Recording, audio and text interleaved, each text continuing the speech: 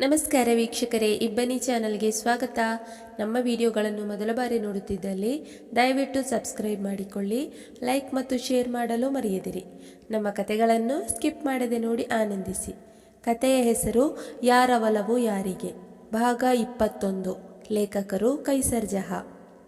ಇಷ್ಟೆಲ್ಲ ಮಾತುಕತೆ ನಡೆದರೂ ಅನುಜ ಪ್ರಶಾಂತ್ನ ಕಡೆ ತಿರುಗಿ ಒಂದು ಬಾರಿಯೂ ನೋಡುವುದಿಲ್ಲ.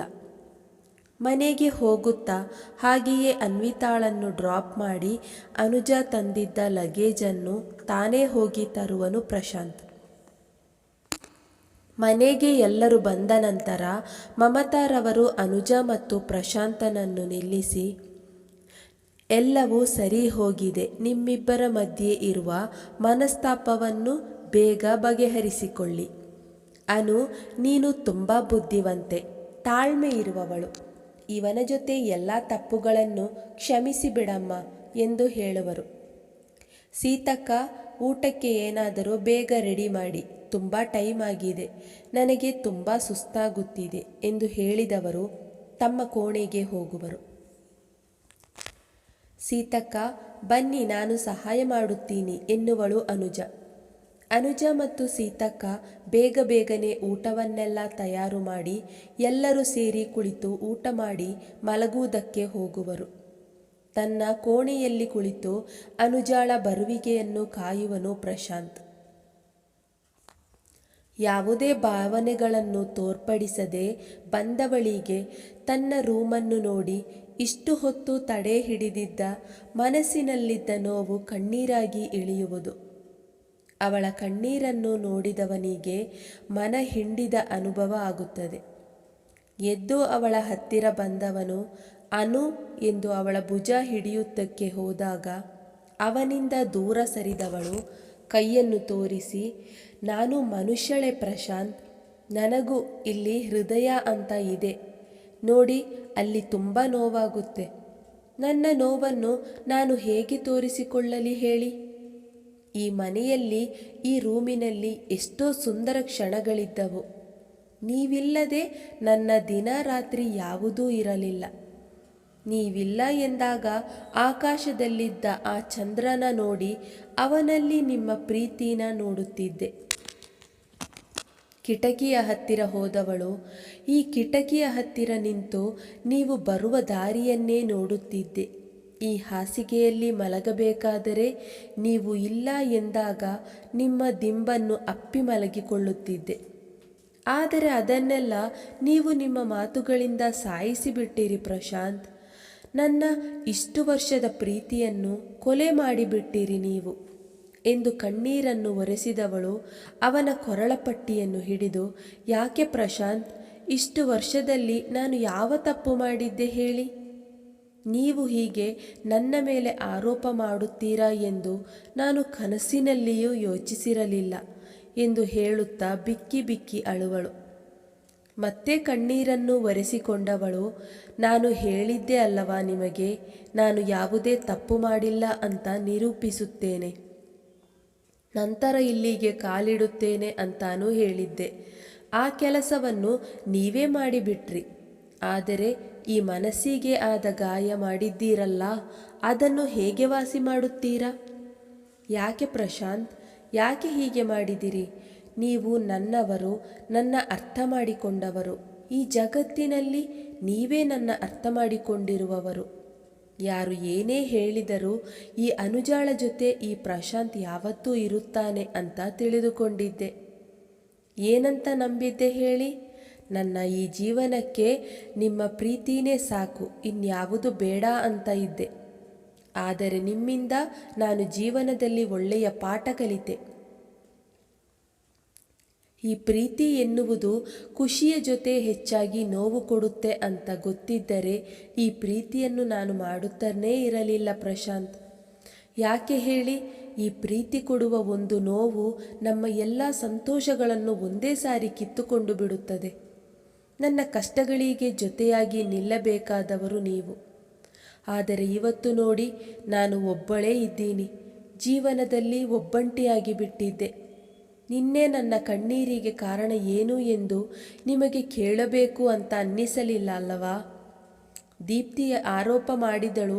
ಅವಳು ತಪ್ಪು ತಿಳಿದಿದ್ದಾಳೆ ಅಂತ ಹೇಳೋಣ ಅಂತ ಇದ್ದೆ. ಆದರೆ ನೀವು ದಿನ ನಾನು ನೋಡುತ್ತಿದ್ದ ಕಣ್ಣಲ್ಲಿ ಪ್ರೀತಿ ನಂಬಿಕೆಯನ್ನು ದೂರ ಮಾಡಿ ಅನುಮಾನ ಸಂಶಯವನ್ನು ತೋರಿಸಿದ್ರಿ. ನನ್ನ ಕಣ್ಣೀರು ಒರೆಸಬೇಕಾದವರು ನೀವೇ. ಅದಕ್ಕೆ ಕಾರಣ ಆಗಿಬಿಟ್ಟರೆ ಹೇಗೆ? ನಾನು ಅರಗಿಸಿಕೊಳ್ಳಲಿ ಪ್ರಶಾಂತ್? ಯಾಕೆ ಹೀಗೆ ಮಾಡಿದ್ರಿ ಎಂದು ಜೋರಾಗಿ ಚೀರುವಳು. ನಾನು ಮತ್ತೆ ಈ ರೂಮಿನಲ್ಲಿ ನಿಮ್ಮ ಜೊತೆ ಹೇಗೆ ಇರಲಿ ಹೇಳಿ? ನೀವು ನಿನ್ನೆ ಹೇಳಿದ್ದ ಮಾತುಗಳು ನನಗೆ ಇನ್ನೂ ಕೇಳಿಸುತ್ತಿದೆ ಪ್ರಶಾಂತ್.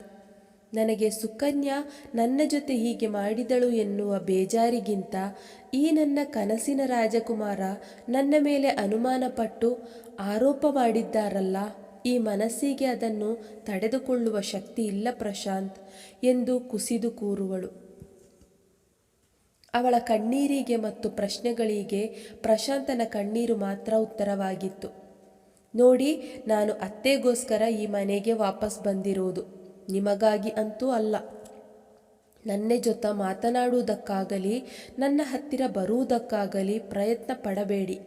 ನೀವೇನಾದರೂ ಹಾಗೆ ಮಾಡಿದರೆ ಈ ಮನೆಯಿಂದ ಮತ್ತು ನಿಮ್ಮ ಜೀವನದಿಂದಲೇ ನಾನು ಶಾಶ್ವತವಾಗಿ ದೂರ ಹೋಗಬೇಕಾಗುತ್ತದೆ.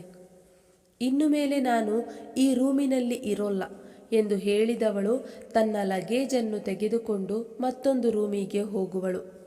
ಅವಳು ಹೋಗಿದ್ದನ್ನು ನೋಡಿದವನು ಕಾಲಿನಲ್ಲಿ ಶಕ್ತಿಯೇ ಇಲ್ಲದಂತೆ ಕುಸಿದು ಕೆಳಗೆ ಬಿದ್ದವನು ತಾನೂ ಬಿಕ್ಕಿ ಬಿಕ್ಕಿ ಅಳುವನು. ಅನುಜಾಳ ವಿಷಯದಲ್ಲಿ ನಾನಿಷ್ಟು ದಡ್ಡನಾಗಿ ಬಿಟ್ಟೆ. ಅವಳ ಯಾವ ಮಾತುಗಳನ್ನು ಕೇಳಲು ನನಗೆ ಸಮಯವೇ ಇರಲಿಲ್ಲ. ಇಷ್ಟು ವರ್ಷದ ನಮ್ಮಿಬ್ಬರ ಪ್ರೀತಿಯ ಮೇಲೆ ಅನುಮಾನಪಟ್ಟು ಅವಳು ಮನೆ ಬಿಟ್ಟು ಹೋಗುವ ಹಾಗೆ ನಾನೇ ಮಾಡಿದೆ ಎಂದು ಕಣ್ಣೀರು ಸುರಿಸುವನು. ಇತ್ತ ದೀಪ್ತಿ ಮತ್ತು ಪವನ್ ತಮ್ಮಿಬ್ಬರ ಮಧ್ಯೆ ನಡೆದ ಮನಸ್ತಾಪವನ್ನು ಬಗೆಹರಿಸಿಕೊಂಡು ಹಾಯಾಗಿ ನಿದ್ರಿಸುವರು.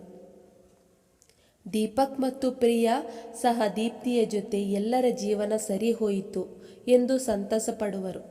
ಮನೆಗೆ ಹೋದ ಸುಕನ್ಯಾ ತನ್ನ ತಾಯಿ ಮತ್ತು ತಮ್ಮನಿಗೆ ಎಲ್ಲ ವಿಷಯಗಳನ್ನು ಹೇಳಿ ದುಃಖಿಸುವಳು. ದೇವರ ಕೋಣೆಗೆ ಬಂದ ಅನು ಅಲ್ಲಿ ಹಾಗೆಯೇ ಮಲಗುವಳು.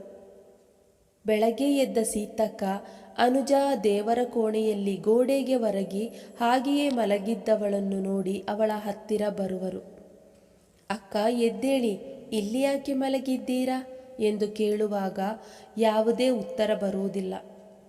ಭಯಪಟ್ಟವಳು ಪುನಃ ಭುಜವನ್ನು ಅಲ್ಲಾಡಿಸಿ ಕೂಗಿದಾಗ ಹಾಗೆಯೇ ಕೆಳಗೆ ಬೀಳುವಳು ಅನುಜ. ಅಕ್ಕ ಎಂದು ಜೋರಾಗಿ ಕೂಗುವಳು ಸೀತಕ್ಕ. ಸೀತಕ್ಕಳ ಕೂಗಿಗೆ ಬಂದ ಮಮತಾರವರು ಅನುಜಾಳನ್ನು ನೋಡಿ ಅವಳ ಪ್ರಜ್ಞಾಹೀನ ಸ್ಥಿತಿಯಲ್ಲಿ ಇದ್ದಿದ್ದನ್ನು ನೋಡಿ ಅವರಿಗೆ ಕೈಕಾಲು ಬೆವರುವುದು. ಅವಳನ್ನು ಹತ್ತಿರ ಎಳೆದು ತೊಡೆಯ ಮೇಲೆ ಮಲಗಿಸಿಕೊಂಡಾಗ ಅವಳ ಕೈಯಲ್ಲಿದ್ದ ಟ್ಯಾಬ್ಲೆಟ್ಸ್ಗಳ ಖಾಲಿ ಕವರ್ ನೋಡಿ ಆತಂಕಕ್ಕೆ ಒಳಗಾಗುವರು. ಅಷ್ಟರಲ್ಲಿ ಸೀತಕ್ಕ ಅಲ್ಲಿಗೆ ಪ್ರಶಾಂತನನ್ನು ಕರೆದುಕೊಂಡು ಬರುವರು. ತನ್ನ ಹೆಂಡತಿಯನ್ನು ಈ ರೀತಿ ನೋಡಿದವನ ಮನಸ್ಸಿಗೆ ಹೇಳತೀರದ ನೋವಾಗುವುದು. ಕಂಬನಿ ಸುರಿಸುತ್ತಾ ಸಮಯ ವ್ಯರ್ಥ ಮಾಡಬಾರದು ಎಂದು ಅರಿತವನು ಬೇಗನೆ ಅವಳನ್ನು ಎತ್ತಿಕೊಂಡು ಕಾರಿನಲ್ಲಿ ತನ್ನ ತಾಯಿಯ ತೊಡೆಯ ಮೇಲೆ ಮಲಗಿಸಿ ಬೇಗನೆ ಆಸ್ಪತ್ರೆಗೆ ಕರೆತರುವನು. ಚಿಂತೆಗೆ ಮತ್ತು ಭಯಕ್ಕೆ ಪ್ರಶಾಂತ್ ಮುಖದಿಂದ ನೀರಿನ ಹಾಗೆ ಬೆವರಿಳಿಯತೊಡಗಿತ್ತು. ಅಮ್ಮ ಅನುಜಾಳಿಗೆ ಏನೂ ಆಗಲ್ಲ ತಾನೆ ಎಂದು ಅತ್ತಿಂದಿತ್ತ ಓಡಾಡುವನು. ಅವಳ ಈ ಸ್ಥಿತಿಗೆ ನಾನೇ ಕಾರಣ. ಅವಳಿಗೆ ಏನಾದರೂ ಆದರೆ ನಾನು ಜೀವಂತವಾಗಿ ಇರುವುದಿಲ್ಲ ಅಮ್ಮ. ಅವಳಿಲ್ಲದೆ ಈ ಬದುಕು ನನಗೂ ಬೇಡ ಎಂದು ತನ್ನ ಅಮ್ಮನನ್ನು ಅಪ್ಪಿಕೊಂಡು ಹೇಳುವನು. ನಿಮ್ಮಿಬ್ಬರ ಮಧ್ಯೆ ಏನಾದರೂ ಪುನಃ ಜಗಳವಾಯಿತಾ ಪ್ರಶಾಂತ್ ಎಂದು ಮಮತಾರವರು ಕಾರಣ ಕೇಳಿದಾಗ ರಾತ್ರಿ ರೂಮಿನಲ್ಲಿ ಅನುಜ ಹೇಳಿದ ಎಲ್ಲ ಮಾತುಗಳನ್ನು ಹೇಳುವನು. ಅವನು ಹೇಳಿದ ಅವಳ ನೋವನ್ನು ಕೇಳಿದ ಮಮತಾರವರು ತಲೆ ಸುತ್ತು ಬಂದಂತಾಗಿ ಅಲ್ಲಿಯೇ ಚೇರಿನಲ್ಲಿ ಕುಳಿತುಕೊಳ್ಳುವರು. ನಂತರ ಪ್ರಶಾಂತ್ ಮಮತಾರವರ ಮುಖಕ್ಕೆ ನೀರು ಚಿಮುಕಿಸಿದಾಗ ಸ್ವಲ್ಪ ಚೇತರಿಸಿಕೊಳ್ಳುವರು. ಅನುಜಾಳನ್ನು ಪರೀಕ್ಷಿಸಿ ಹೊರಬಂದ ಡಾಕ್ಟರ್, ನೋಡಿ, ನೀವು ಅವರನ್ನು ತುಂಬ ಕೇರ್ಫುಲ್ಲಾಗಿ ನೋಡಿಕೊಳ್ಳಬೇಕು. ಈ ಸಮಯದಲ್ಲಿ ಅವರಿಗೆ ಯಾವುದೇ ಕಾರಣಕ್ಕೂ ಟೆನ್ಷನ್ ಕೊಡಬಾರದು. ಅದರಲ್ಲೂ ಇಷ್ಟೊಂದು ಸ್ಟ್ರೆಸ್ ಅವರ ಆರೋಗ್ಯಕ್ಕೆ ಒಳ್ಳೆಯದಲ್ಲ. ಇಂತಹ ಸಮಯದಲ್ಲಿ ಅವರೇನಾದರೂ ಸ್ಲೀಪಿಂಗ್ ಟ್ಯಾಬ್ಲೆಟ್ ತೆಗೆದುಕೊಂಡಿದ್ದರೆ ತುಂಬಾ ಕಷ್ಟ ಆಗುತ್ತಿತ್ತು. ಇಂಥ ಸಮಯ ಅಂದರೆ ಏನರ್ಥ ಡಾಕ್ಟರ್? ಪ್ರಶಾಂತ್ ಒಂದು ಅರ್ಥವಾಗದೆ ಡಾಕ್ಟರ್ನ ಮುಖವನ್ನೇ ನೋಡುವನು. ಅರೆ ಪ್ರಶಾಂತ್, ಯಾಕೆ ನಿಮಗೆ ಗೊತ್ತಿಲ್ಲವಾ ಎಂದು ಡಾಕ್ಟರ್ ಕೇಳಿದಾಗ ತಾಯಿ ಮಗ ಇಬ್ಬರು ಆಶ್ಚರ್ಯವಾಗಿ ಇಲ್ಲ ಎಂಬಂತೆ ತಲೆ ಅಲ್ಲಾಡಿಸುವರು. ಮುಂದುವರಿಯುತ್ತದೆ. ಈ ಕಥೆಯ ಮುಂದಿನ ಸಂಚಿಕೆಯನ್ನು ಮುಂದಿನ ವಿಡಿಯೋದಲ್ಲಿ ಹಾಕಲಾಗುವುದು. ಈ ಕಥೆಗೆ 100 ಲೈಕ್ಸ್ ದೊರೆಯುತ್ತದೆ ಎಂದು ಭಾವಿಸುತ್ತೇನೆ. ನಿಮ್ಮೆಲ್ಲರ ಪ್ರತಿ ಕಮೆಂಟ್ ನಮಗೆ ಸ್ಫೂರ್ತಿದಾಯಕ. ಪ್ರಿಯ ವೀಕ್ಷಕರೇ, ನಮ್ಮ ಈ ಕಥೆ ಇಷ್ಟವಾಗಿದೆ ಎಂದು ಭಾವಿಸುತ್ತೇವೆ.